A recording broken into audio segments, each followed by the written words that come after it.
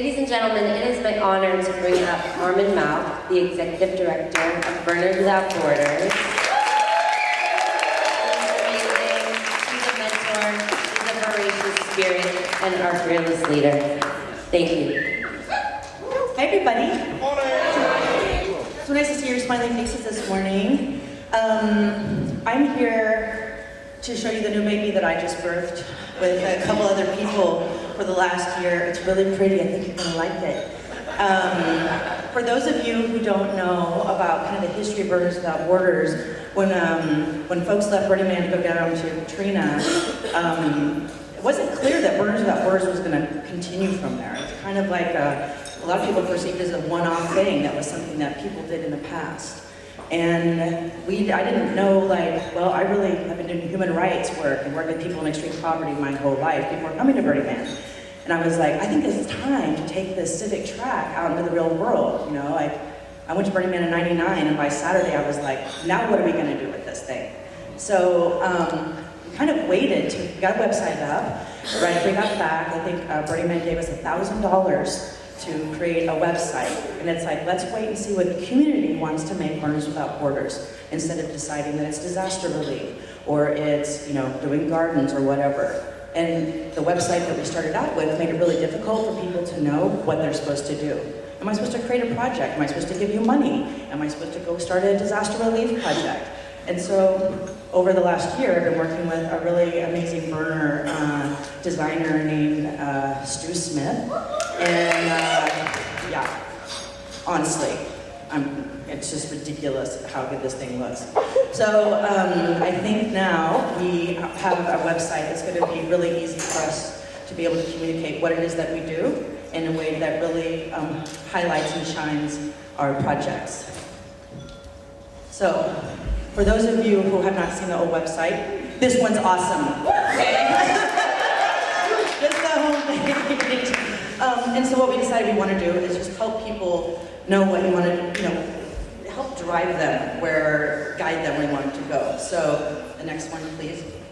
On projects, we divided it up. So you want to scroll up. And you can always tell, it's either like a feature project at the top. So if you guys have a project that we want to put at the top so you want everyone to see it, we can throw it up there. Then there's these community initiative projects. I can scroll down a little bit more. And then disaster relief. So people aren't confused and they're not all mixed up. So when Homeland Security and the DoD wants to find out what we've been up to, and they do, they're not looking at our gardening projects. They're not confused by what we're doing, and they see the professionalism of the disaster relief. But the beautiful thing is, I'm going to go to the top, Eric, is on the creative project. And this is where we really want your guys' help. So Christopher Breedlove and I and Jenny Kay, who's not here this weekend, who's in Guatemala, we've been trying to figure out, what Burners Without Borders really is permission-giving engine. And it's like, what do you want, what do you care about, and how can this community help you? And so what we really want to do is help take the mystery out of what happens between when you have an idea and then an extraordinary outcome. And how do we not get people kind of resistant in between because they know the steps. So for now, this is just a shell and a frame of kind of like, this is what in general you need to do a Burners Without Borders project. But what we really want to do is this thing is set up to have video and for us to actually create leadership, I want to say like trainings, but like little vignettes that help people know what we're talking about because nobody reads. So that's what I'm finding out. And so we're going to be asking you guys over the next year to help us build this. What is it that people need to know? What makes something successful? And how do we communicate it on this new awesome website?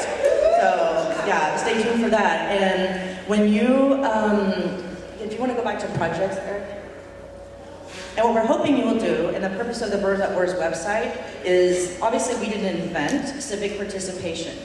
The point is that what the website can do is help the community understand what we're actually doing here. That our community doesn't just care about partying and art and different combinations. There's also a civic aspect to it, and we can actually make a difference. And so when we put our projects that we're doing up on the website, it actually inspires other people to do things. Much like when you're at Burning Man and you see an art car, you don't go back to your home and create that exact art car. You're inspired to do something more, something different, or something that's more, your camp.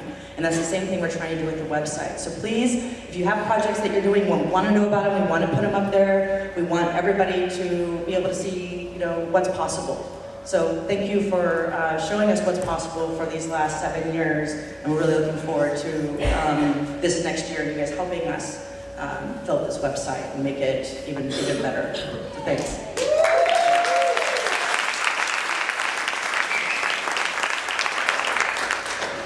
Okay, and I'm just going to do a little bit of this afternoon we're leaving the Marriott to go to a couple different locations, and yesterday I asked folks to tell me if you were not going to be able to go. Thanks for the 2 people who came up. We actually had 50 people signed up. Is there anyone in this room who has signed up for the civic track out volunteering this afternoon who will not be going? One more. Okay. Okay. All right. I would like to go and maybe sign up. I'll take theirs one. Okay. Okay. Okay, awesome. You guys are great. And you can talk to me anytime before noon. And if you are going, please show your hands. Looks like 50 to me. Well, it's good. 24. Oh, great, we're going to the bus. Great. Okay. So, Christopher Breedlove, I believe you're up next to talk about the VWB grant that we're going to be offering here.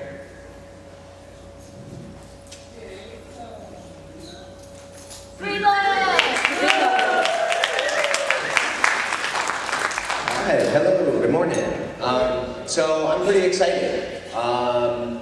Right after this, I'm going to be doing a breakout session on a community grant program that I designed in Chicago and have been running for the past year, and it's been a really exciting experience. And while I was talking to Megs and a couple other people here about how we're going to present about it, we came up with the idea of creating a grant for you guys. So I'm kind of announcing the Burning Man Civic Grant, or what I'd rather call maybe the Walk the Walk Fund. And so Burners Without Borders has given us $500, and part of this session we're going to do is we're going to kind of workshop about what the criteria we would want to be to create this grant. So we're going to pick a couple judges in this workshop, we're going to come up with the criteria, and then a week after this we're going to release a submission application online, and you guys are going to be able to go back to your communities, come up with projects, submit them, and then we're going to have an online grant forum where people are going to be able to present it, and then we're going to choose, and someone here is going to get $500 to bring home and do a project. So I'm super excited.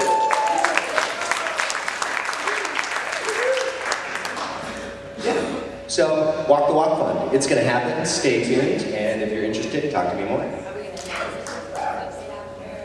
Yes, it'll be on the website and whatever future communications come out about the leadership conference. So, woo! All right.